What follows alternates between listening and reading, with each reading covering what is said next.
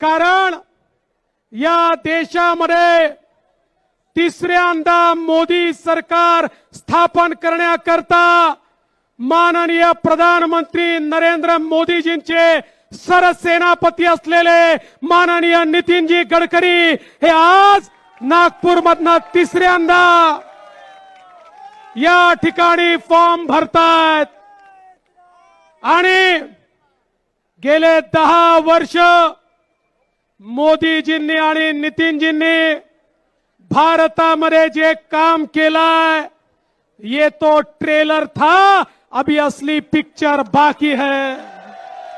पुढच्या 5 वर्षामध्ये भारत आणि महाराष्ट्र ज्या प्रकारे बदलताना आपल्याला पाहायला मिळेल, 2047 सालचा विकसित भारत करण्याची मुहूर्तमेढ पुढच्या 5 वर्षामध्ये तयार होईल।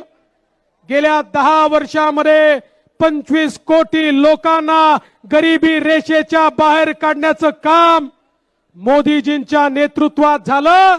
पुढच्या 5 वर्षामध्ये गरिबी मुक्त, बेरोजगारी मुक्त आणि समतायुक्त भारत हा तयार करण्याचं काम हे या ठिकाणी होईल।